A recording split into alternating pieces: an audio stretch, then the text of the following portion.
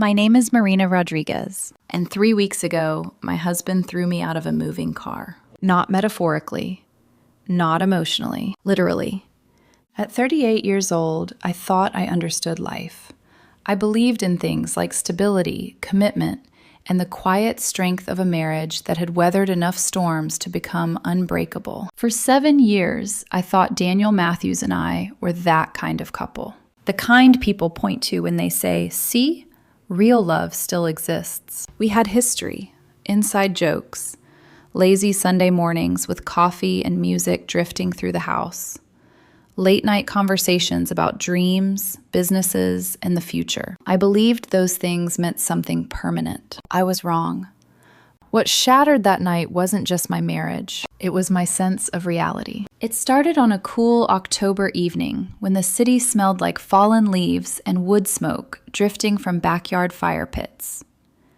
Daniel and I had just finished dinner at one of those ridiculous downtown restaurants where the plates look like art installations and the bill feels like a mild robbery. 3 prawns, a swirl of sauce, $75. I remember teasing him about needing a microscope to find the food on the plate. He laughed. At the time, that laugh still felt familiar. Daniel was driving his glacier white BMW X7, the kind of luxury SUV that quietly announces success without needing to brag. The interior smelled faintly of vanilla leather, and soft blue ambient lights glowed along the dashboard. I was half distracted, already thinking about raiding the fridge when we got home for an actual meal. In the back seat sat his son, Kyle Matthews, 20 years old, beautiful, sharp, and someone who had hated me since the day Daniel introduced us. For years, I tried to win him over. I helped pay part of his college tuition. I showed up at every birthday dinner.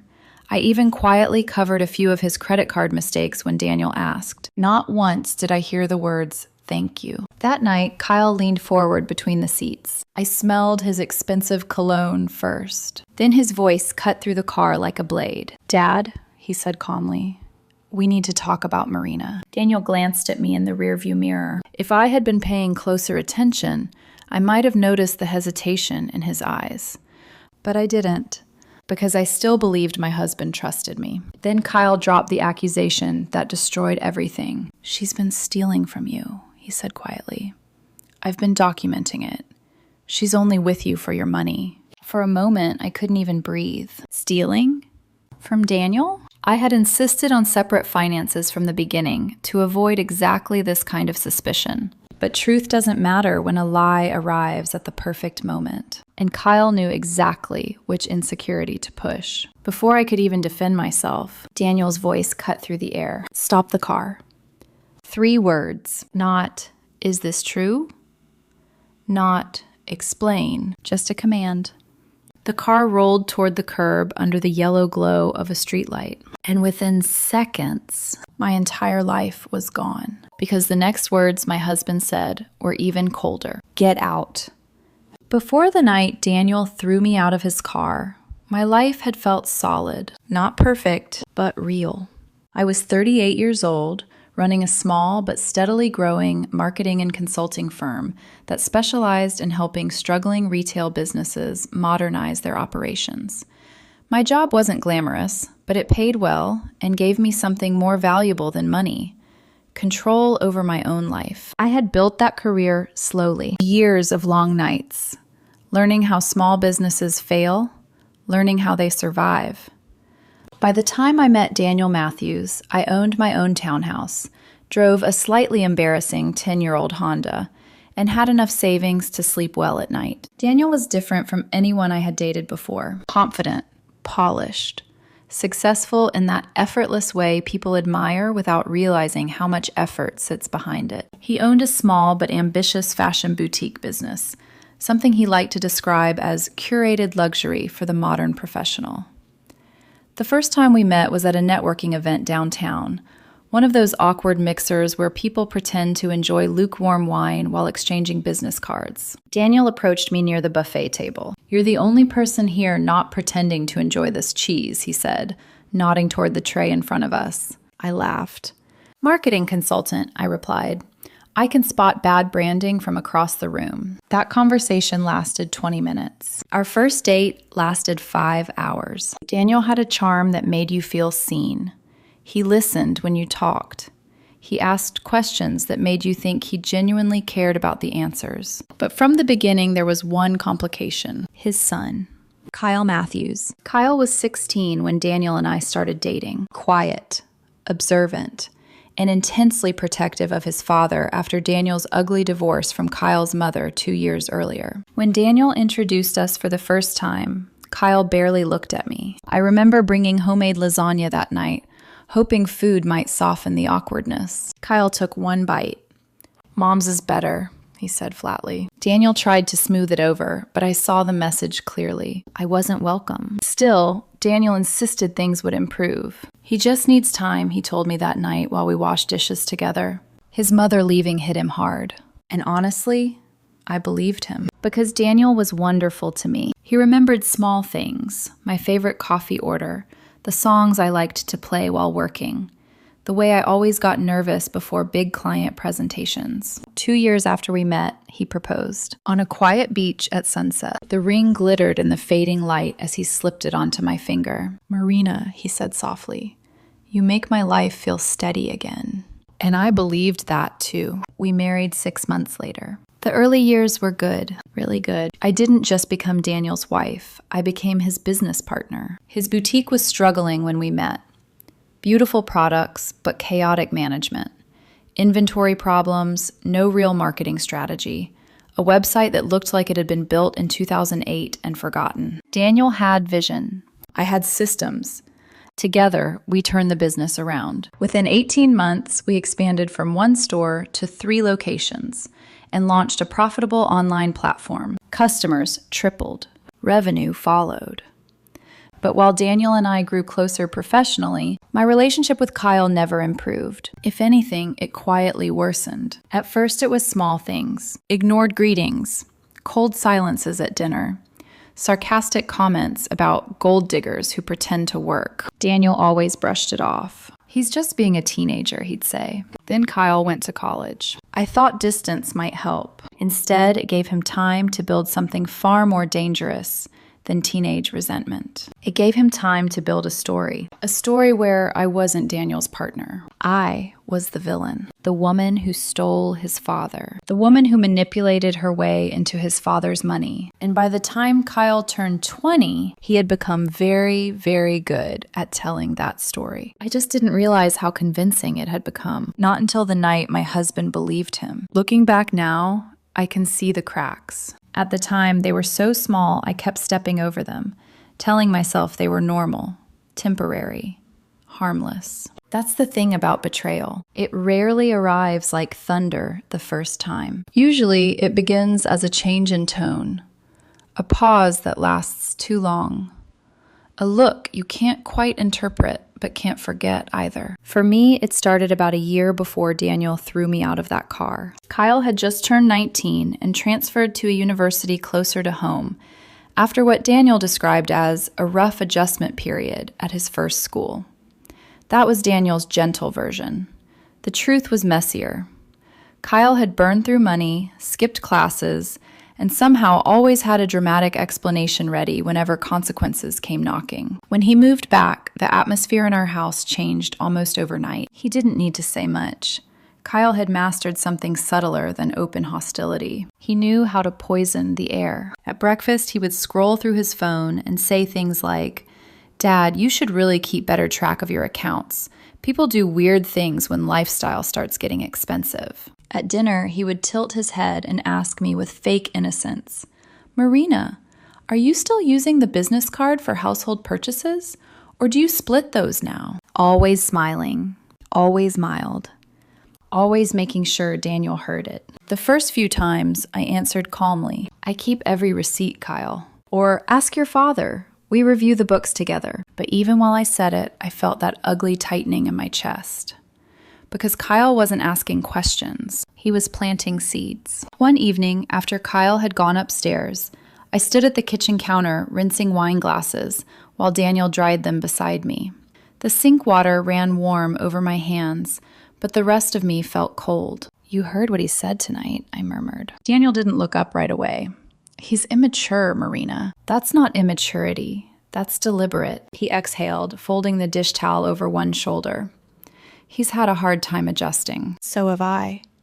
That finally made him turn toward me. His face softened, and for a second I almost let it go. Daniel stepped closer and touched my arm. I know this isn't easy, but he's my son. The words were gentle. Still, something in them landed wrong. Not because he was wrong for loving his child, but because hidden inside that sentence was another message. So you should endure this quietly. And I did. For months. I kept telling myself love required patience, maturity, perspective. I reminded myself that Kyle had grown up through divorce, instability, and divided loyalties. I told myself his resentment wasn't really about me. It was about fear, about change, about not wanting anyone to take his place. So I tried harder. When his car needed repairs, I helped Daniel cover the bill. When Kyle forgot tuition deadlines, I stepped in and organized the payment plans. When he showed up sullen and hungover one Sunday afternoon, I made coffee and left aspirin outside his bedroom door without saying a word. He never thanked me. But that wasn't even the worst part. The worst part was Daniel started changing too, slowly, quietly, in ways that were easy to dismiss individually, but impossible to ignore once they formed a pattern. He began asking more questions about money, not openly accusing questions, careful ones. Did you transfer something from the business account last Thursday? Why was the household card used twice at that grocery store? Did we already pay the supplier invoice this month? Each question had a reasonable surface explanation. We did share financial responsibilities. We did co-manage the business. But there was a new tone in his voice, a watchfulness, as if he were no longer asking as my husband or partner, but as someone auditing a stranger. One night I found him sitting alone in the study, our financial files open across the desk. The blue-white glow from his laptop sharpened the lines of his face and made him look older, more distant. What are you doing? I asked quietly. He clicked one tab closed too fast. Just reviewing things. Things? He leaned back in the chair. Kyle mentioned some discrepancies. There it was. Not shouted, not dramatic, but it hit me harder than if he had slapped me. I stared at him for a moment, trying to understand how we had gotten there.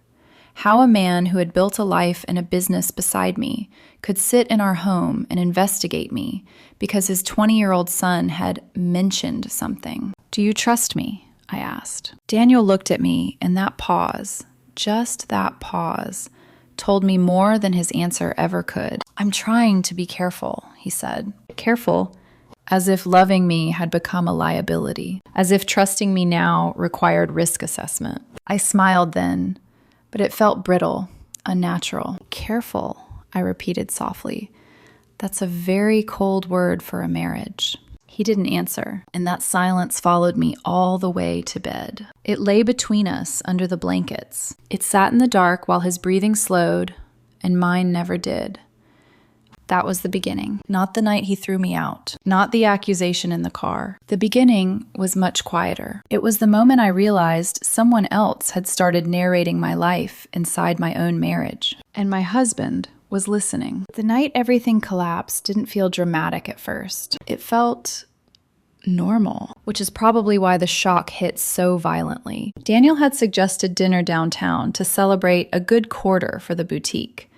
Business had been doing well, at least on paper, and he seemed almost relaxed when we left the house that evening. Kyle insisted on coming along. I remember hesitating for a second when Daniel mentioned it. Are you sure that's a good idea? I asked lightly while putting on my coat. Daniel gave me a tired smile. He's been better lately. That was true.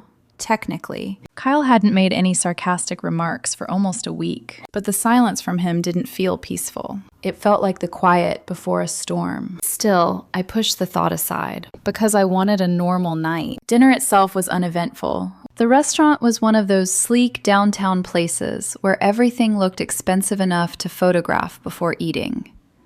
Low golden lighting, waiters who spoke in hushed voices, plates arranged like tiny art exhibitions. Kyle barely spoke during the meal. He scrolled through his phone, occasionally glancing up with that unreadable expression he had perfected. Daniel chatted about potential expansion ideas for the boutique. I contributed where I could, but something about the atmosphere felt off. Kyle was watching us. Not openly, but the way someone watches a chessboard when they already know the next move. By the time we left the restaurant, the air outside had turned colder. The sidewalks glittered with fallen leaves, and the city lights reflected off the polished surface of Daniel's BMW X7 as we climbed inside.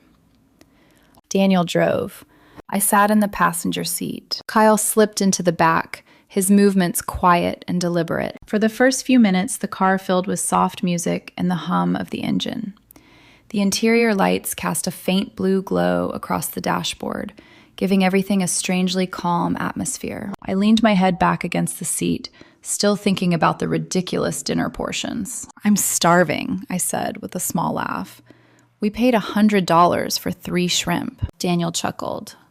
"I told you it was about the experience." "Well, the experience better include a sandwich when we get home." For a moment, things felt normal again. Then Kyle leaned forward. I noticed it first through the faint shift of air behind me. His arms rested on the backs of our seats. His voice came out smooth and almost polite. "Dad," he said. Daniel glanced at the rearview mirror. "Yeah?" "We need to talk about Marina." The sound of my own name made something in my chest tighten. Daniel's eyes flicked briefly toward me. "What about her?" Kyle took a slow breath. Then he spoke with the calm confidence of someone delivering a prepared speech. "She's been stealing from you." The words landed like a physical blow. For a moment, I thought I had misheard him. "What?" I said, turning halfway in my seat. Kyle didn't look at me. He kept his eyes on Daniel. "I've been tracking the transactions," he continued quietly. "Money disappearing from the business accounts, transfers that don't make sense, purchases that aren't recorded properly." My heart started racing. "That's ridiculous," I said immediately. "Daniel, you know exactly how our finances work." But Kyle kept going. "She's been careful," he said. "Small amounts at a time, but it adds up." Daniel's grip tightened slightly on the steering wheel. "Do you have proof?" he asked. "Yes," Kyle replied. That single word changed the air inside the car. I felt it. Daniel didn't argue. He didn't laugh it off. He didn't defend me. Instead, he grew quiet. A heavy, suffocating silence filled the cabin. "Daniel," I said slowly, trying to keep my voice steady, "you know that's not true. Every expense is documented. We go through the books together." Kyle gave a soft, almost pitying sigh. "That's the problem with manipulation," he said. "You don't notice it until it's too late." My stomach twisted. "Daniel," I repeated, "look at me." He didn't. His eyes stayed on the road. Then he spoke. "Stop the car." At first I thought he meant the car behind us, but the words were directed at me, or maybe at the situation. I wasn't sure. The SUV slowed. The tires rolled toward the curb on Riverside Avenue, stopping beneath a dim orange streetlight. My pulse pounded in my ears. "Daniel," I said quietly, "talk to me." He finally turned his head, and what I saw in his eyes made my entire body go cold. Not anger, not confusion, suspicion. Deep, heavy suspicion. "Get out of the car," he said. For a moment, I just stared at him. "You can't be serious." His voice hardened. "Get out, Marina." My chest tightened. "Daniel, please, just listen to me for 5 minutes." But before I could say another word, the passenger door unlocked, and Daniel shoved it open. Cold night air rushed into the car. "Out," he said. My hands started shaking. "You believe him?" I whispered. Daniel didn't answer. Behind us, Kyle spoke softly. "Dad, don't let her manipulate you again." That did it. Daniel turned toward me with sudden anger. "I said get out." Then his hand pushed against my shoulder. Hard. Harder than I ever imagined he could push me. The car was still rolling slightly. I lost my balance. The world tilted. And in the next second, I was falling. The asphalt slammed into my side with brutal force. My palms scraped against rough pavement. Pain exploded through my ribs. The night spun wildly as the BMW's taillights disappeared down the street. For a moment, I couldn't breathe. I tasted blood where I had bitten my tongue. Somewhere nearby, footsteps approached. A man's voice cut through the ringing in my ears. "Hey, are you okay?" I forced my eyes open. The streetlight above me flickered, and the only thought echoing inside my head was this. 7 years of marriage had just ended in 5 words. Get out of the car. For several seconds after I hit the pavement, I couldn't move. Not because my body was broken, but because my mind refused to accept what had just happened. The world spun in slow, dizzy circles. The rough asphalt scraped against my palms, tiny stones embedded in the skin like needles. My ribs throbbed sharply every time I tried to breathe, and above me, the streetlight buzzed with a faint electrical hum. Daniel's BMW was already gone. The red glow of the taillights had vanished around the corner, leaving only the quiet street and the cold October air. Hey, easy. A man's voice pulled me back to reality. I blinked up at a weathered face leaning over me. He looked like he had been living on the streets for years. Graying beard, worn jacket, and a shopping cart filled with plastic bags parked beside the sidewalk. His eyes, however, were kind. "Don't try to stand up yet," he said gently. I swallowed, my throat dry. I'm okay. The lie sounded pathetic even to me. The man crouched beside me. "You don't look okay. That car pushed you out?" I hesitated. For a second, I almost said yes, but the truth felt too humiliating. "My husband," I murmured. The man blinked. "Your husband did that?" I nodded weakly. Something like disbelief passed over his face. "Well," he muttered quietly, "that's a new one." He helped me slowly sit up. My elbow screamed in protest, and I sucked in a sharp breath.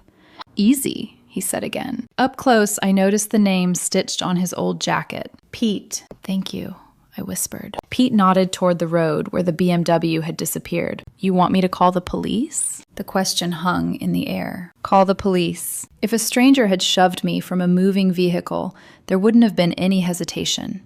Assault, reckless endangerment, maybe worse. But this wasn't a stranger.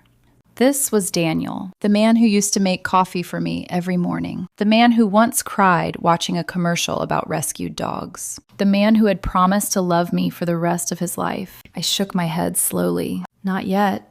Pete looked at me like he wanted to argue, but he didn't. Instead, he reached into his cart and pulled out an old phone. "You might want to sit here a minute anyway." I sat on the curb, trying to steady my breathing. My hands trembled as adrenaline slowly drained from my body. That's when the pain truly arrived. Sharp bruising across my ribs, a throbbing ache in my elbow, and the deeper pain, something inside my chest that felt like it had been hollowed out. Within minutes, 2 more strangers stopped. A middle-aged woman who turned out to be a nurse named Carol, and a college student who had seen the fall from across the street. Carol knelt beside me immediately. "Let me see your pupils," she said calmly, shining the light from her phone into my eyes. "You might have a concussion." "I'm okay," I repeated automatically. "You're bleeding," she replied. Only then did I notice the gravel embedded in my palms. The college student hovered nearby, holding his phone awkwardly. "I was going to record for evidence," he said, embarrassed. "In case, domestic violence or something." Domestic violence. The words landed strangely in my ears, because I had never thought of myself as that kind of person. Not the woman who ends up on the sidewalk after being thrown out of a car. Not the woman whose marriage explodes in public. A few minutes later, an ambulance arrived. The paramedic who stepped out introduced himself as Roberto. He had the calm expression of someone who had seen every form of human disaster imaginable. "What happened?" he asked, while cleaning my palms with antiseptic. "My husband threw me out of his car," I said quietly. Roberto paused for a moment. "Literally?" "Literally." He glanced toward Pete, who nodded. Roberto sighed. "Well," he muttered, "that's going in the report." He checked my ribs, my elbow, my pupils again. "Any loss of consciousness?" "No." "You're lucky," he said. "Lucky."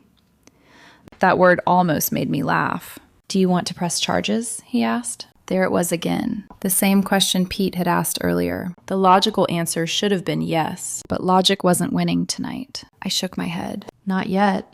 Roberto studied me for a moment. Then he nodded slowly, like someone who understood more than he was saying. "All right, but you should get checked at the hospital. The ride to the emergency room blurred together in fragments. Bright fluorescent lights, cold metal equipment, the sterile smell of antiseptic. Doctors confirmed what my body already knew. Bruised ribs, scraped palms, minor concussion. Nothing broken, the doctor said. Physically, anyway. But emotional injuries don't show up on x-rays. By the time midnight arrived, I found myself sitting alone in the cracked parking lot of a rundown motel called Sunset Motor Inn.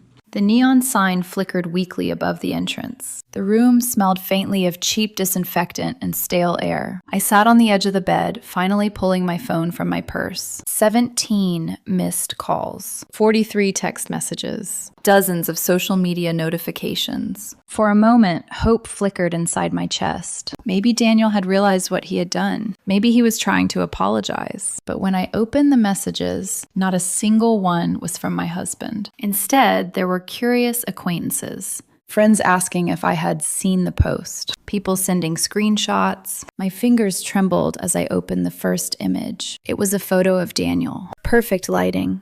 Hair styled.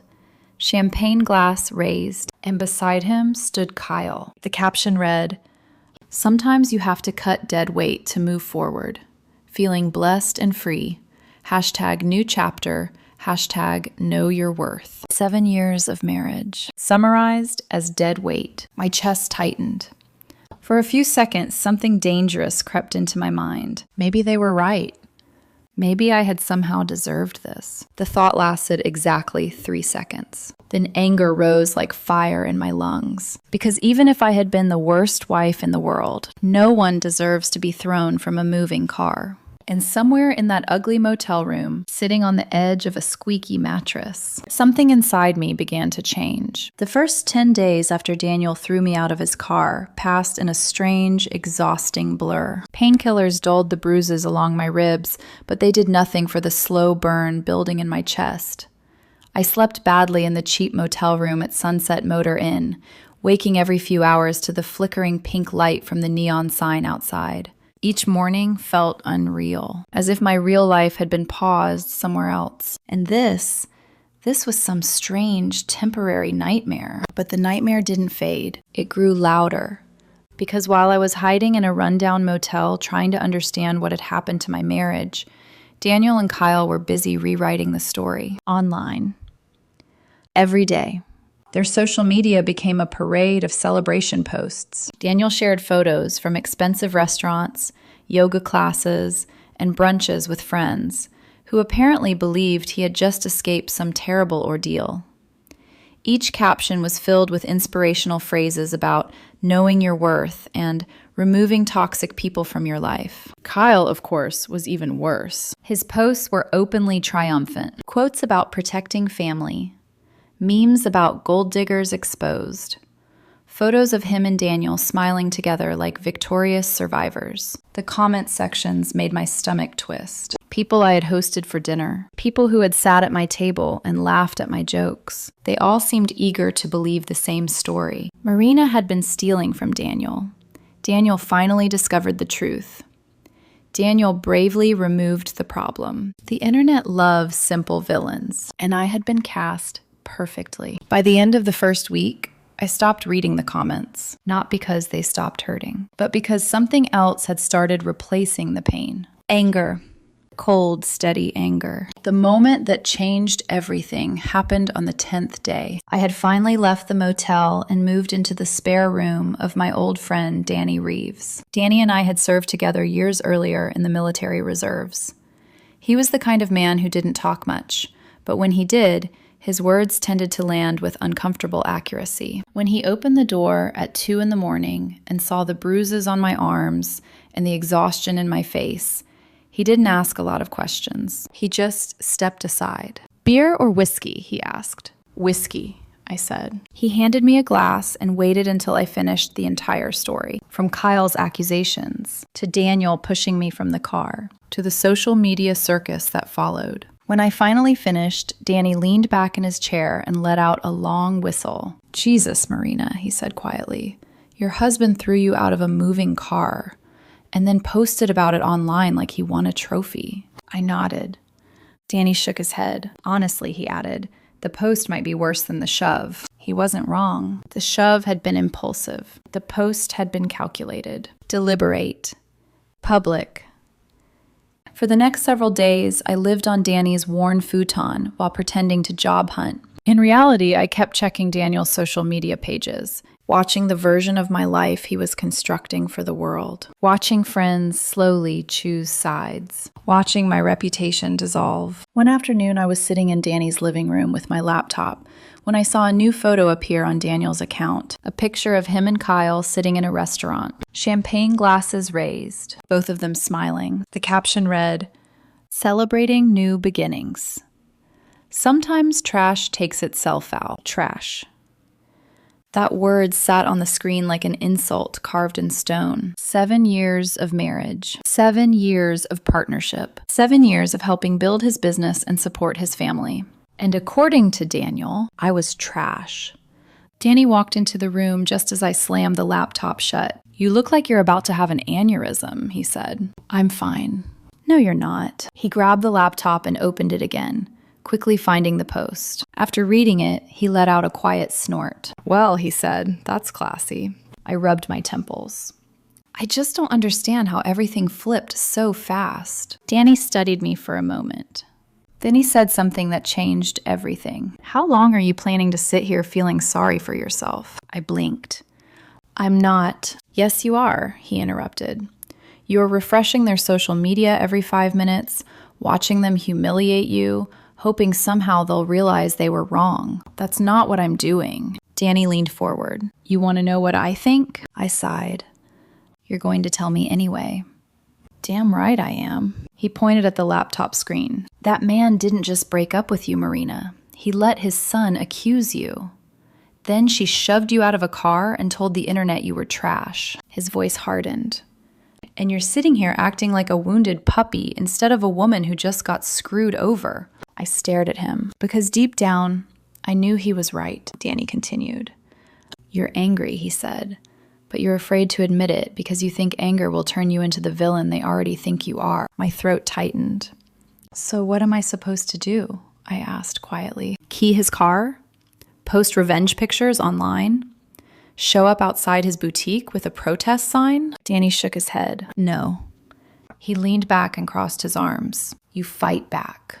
The words hung in the room. Fight back. I hadn't thought about that. Not seriously. Until that moment. Because fighting back meant something much bigger than an argument. It meant acknowledging something I had been avoiding since the night Daniel pushed me onto the pavement. My marriage was over. And if Daniel wanted to rewrite our story, then maybe it was time I told the truth. That night, after Danny went to bed, I opened the storage boxes I had brought from the motel. Inside were 7 years of documents, financial records, contracts, bank statements, property papers.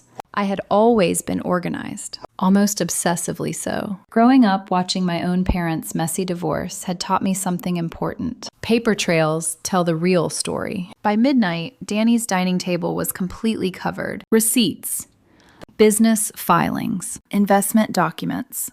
The deeper I dug, the clearer the truth became. Daniel and Kyle had built their entire accusation on a lie. Because the financial records didn't show me stealing from Daniel, they showed something very different. They showed how much of Daniel's success actually came from me. And suddenly, for the first time since the night of the car incident, I felt something new rising inside me. Not despair, not humiliation, but purpose. Because if Daniel and Kyle thought they had eliminated dead weight, they were about to discover something else. They had just woken up the wrong woman. Even after I began gathering the documents, the anger didn't immediately make me stronger. For a few days, it simply made me tired, exhausted in a way that sleep couldn't fix. Danny's dining table had turned into something that looked like a forensic investigation scene.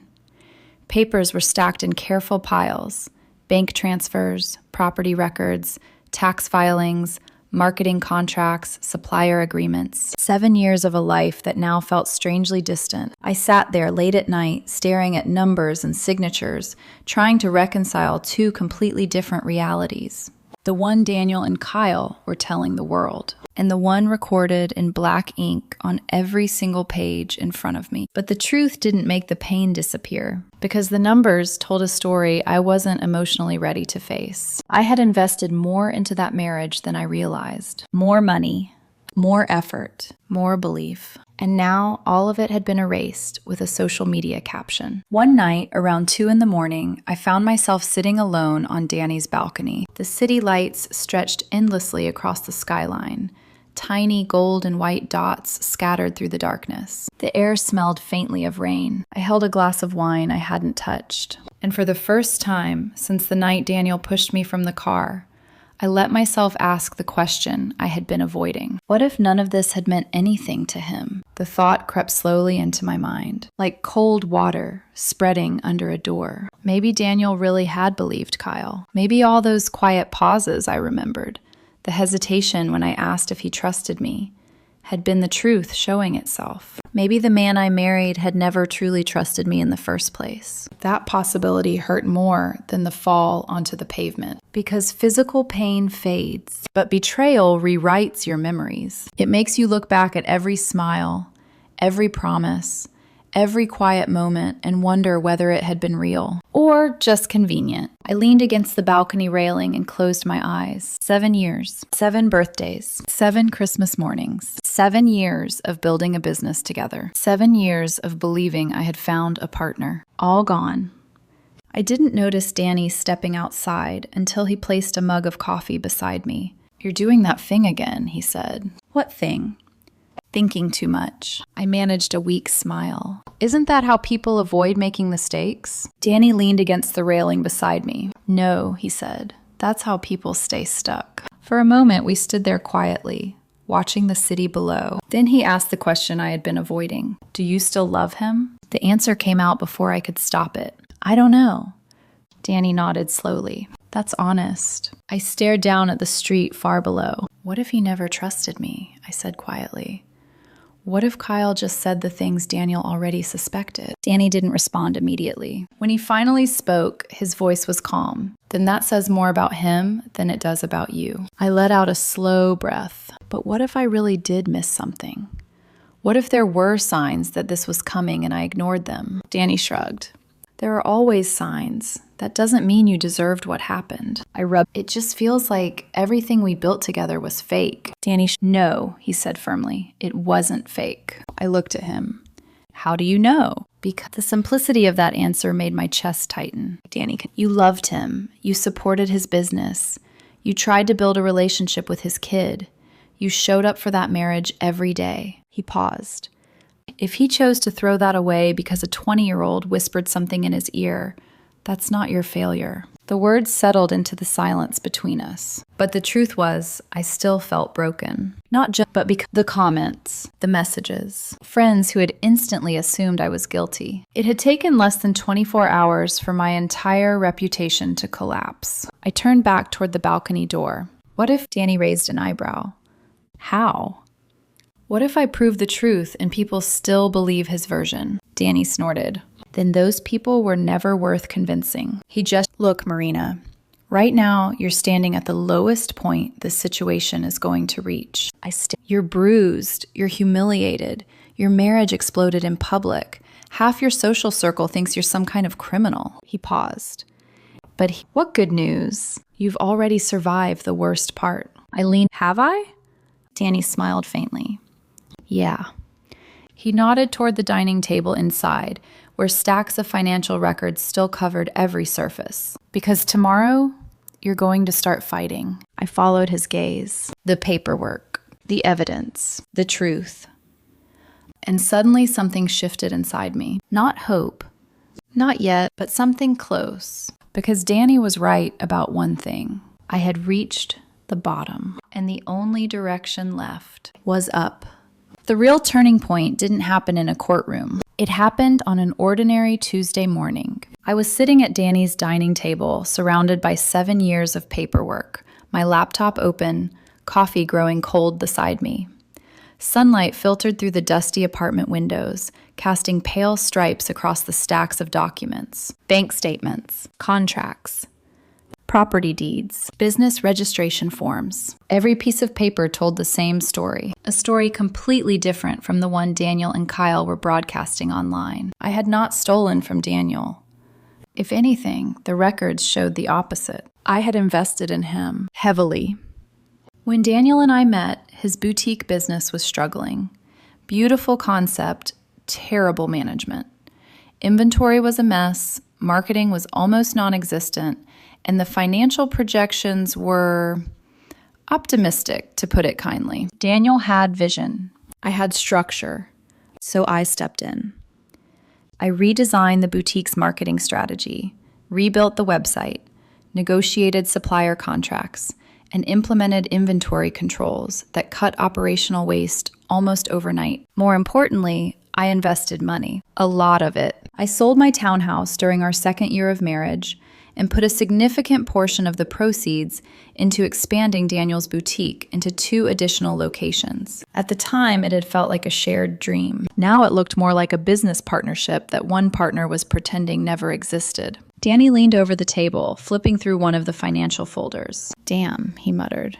"You kept better records than the IRS." "Habit," I said quietly. Growing up, I had watched my father lose nearly everything during a brutal divorce.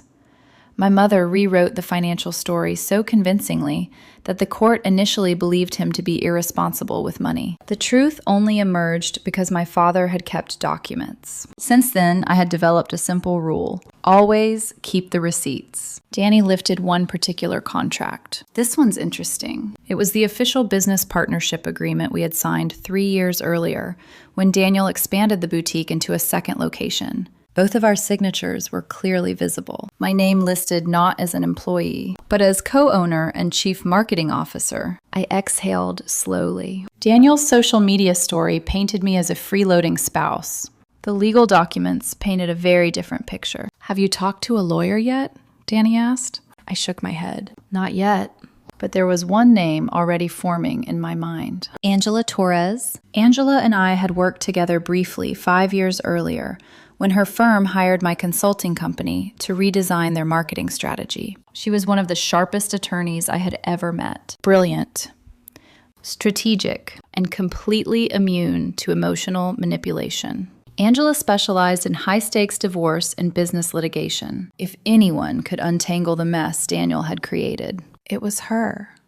I stared at my phone for almost 10 minutes before finally dialing. Calling Angela meant something important. It meant this wasn't just about emotional closure anymore. It meant I was ready to fight. The phone rang 3 times. Then Angela's crisp voice answered. "Marina Rodriguez. I was wondering when you'd call." I blinked.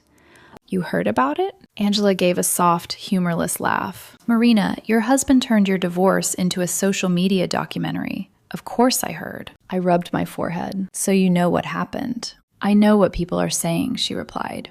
"The real question is, what's actually true?" I glanced down at the mountain of paperwork covering the table. "The truth is complicated," I said quietly. "Good," Angela replied immediately. "Complicated cases are my favorite." There was a brief pause. Then she asked the question that mattered most. "So tell me, Marina, what do you want?" For a long moment, I didn't answer, because until that moment, I hadn't truly allowed myself to say it out loud. I looked around Danny's apartment, the futon I had been sleeping on, the cardboard boxes holding what remained of my life, the documents proving how much of Daniel's success had been built with my help, and suddenly the answer became very clear. "I want what's mine," I said. Angela didn't hesitate. "Good." Her tone shifted into something sharp and professional. "Then bring me every document you have. Financial records, contracts, business filings, property agreements, everything." "I have all of it." "Excellent." There was a small smile in her voice now. "Because if half of what you're implying is accurate, your husband didn't just throw you out of a car." She paused. "He threw away half his company." I felt something warm settle into my chest for the first time in weeks. Not revenge, not satisfaction, but something stronger. Control. Angela spoke again. "Meet me tomorrow morning at 9, my office." "How much is this going to cost?" I asked. Angela laughed softly. "Marina, Something tells me this case will pay for itself. When I hung up, Danny raised an eyebrow. Well?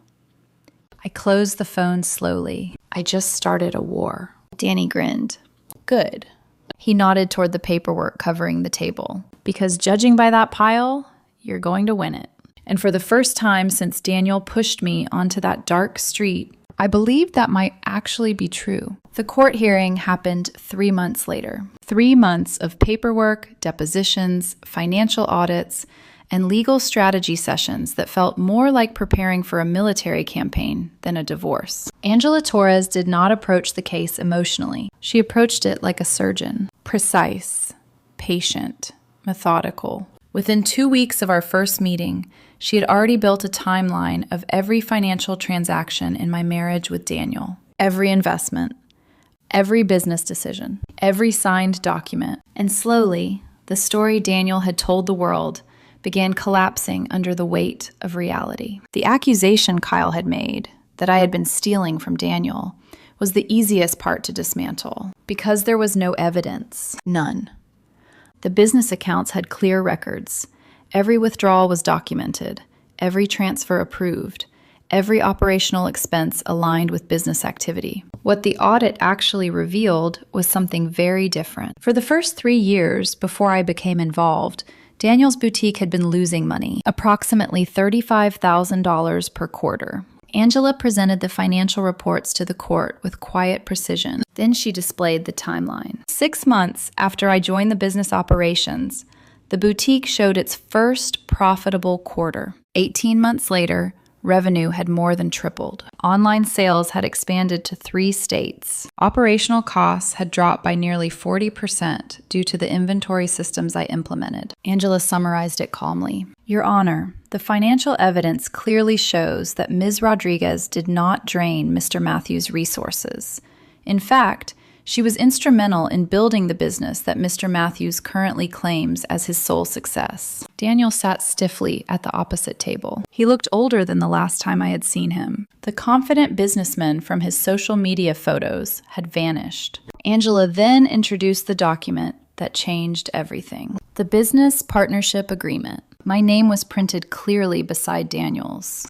Judge Patterson adjusted his glasses and studied the contract. Then he looked at Daniel. Mr. Matthews, the judge said evenly, do you dispute the validity of this agreement? Daniel's lawyer whispered something to him. Daniel cleared his throat. No, Your Honor.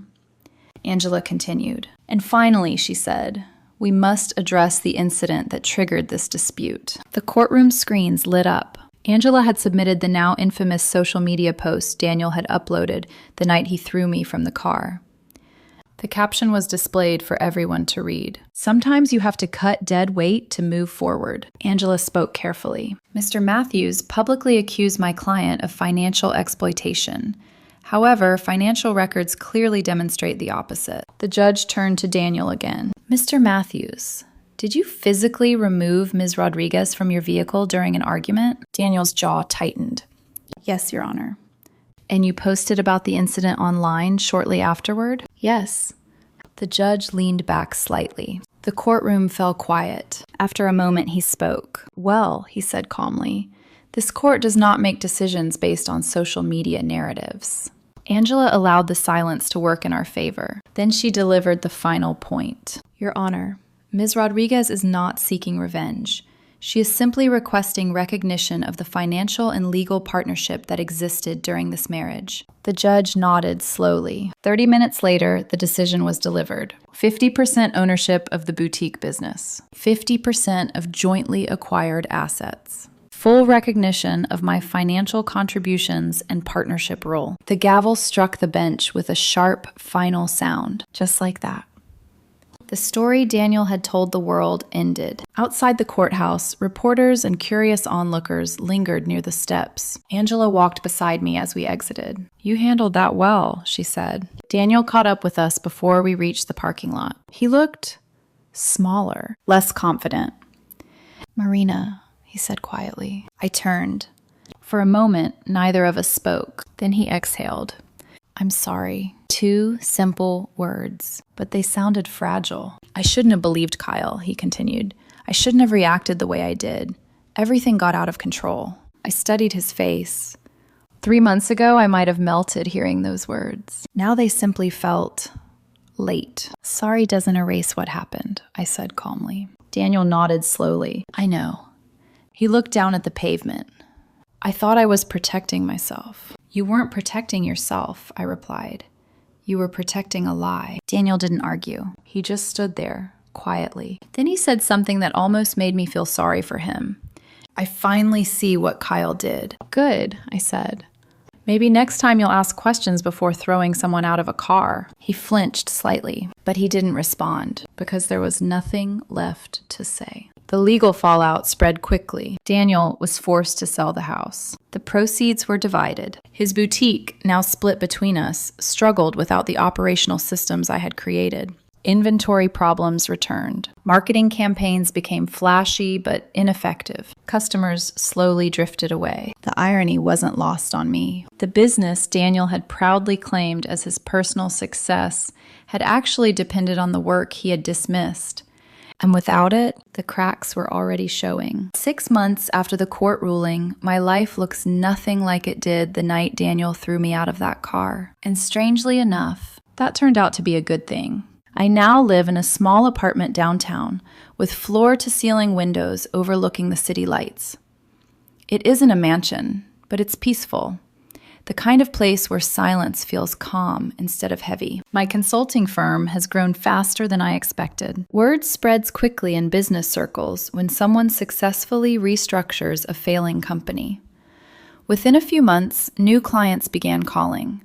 Retail owners, boutique founders, even a few investors who had quietly followed the legal battle and realized something important. The woman Daniel had called dead weight was apparently very good at building profitable businesses. The boutique Daniel and I once ran together still exists. Technically, I still own half of it, but I rarely think about it anymore. 3 weeks ago, Daniel's lawyer contacted Angela, asking whether I would consider selling my share back to him. Apparently, the business has been struggling. Inventory issues, customer complaints, marketing campaigns that look impressive but fail to attract real buyers. Angela asked what I wanted to do. I thought about it for a long moment. Then I told her to decline. Some bridges are not meant to be rebuilt. A few weeks ago, I ran into Kyle outside a coffee shop near my office. He looked very different from the confident 20-year-old who once sat in the back of that BMW and accused me of theft. His hair was tied back in a messy bun. His barista apron was stained with coffee. The exhaustion in his eyes suggested life had introduced him to consequences. Marina, he said awkwardly. I stopped. I wanted to apologize, he continued, for everything. I was jealous. I thought you were taking my dad away from me. I listened quietly. Then I nodded. I forgive you, I said. His shoulders relaxed with visible relief. But I added one more sentence. That doesn't mean I want you in my life. Forgiveness and trust are not the same thing. Some things break in ways that can't be repaired. Tonight I'm standing on my balcony with a glass of wine in my hand, watching the city lights stretch endlessly across the horizon. Sometimes I think back to that October night, the cold pavement, the flashing ambulance lights, the moment I realized my marriage had ended. At the time, it felt like the worst thing that could ever happen to me. But life has a strange way of teaching lessons through destruction. Daniel thought he was cutting away dead weight. What he actually did was set me free. And sometimes the most powerful revenge in the world isn't anger or screaming or even winning in court. Sometimes the greatest revenge is simply building a life so strong that the people who tried to destroy it become nothing more than a distant memory.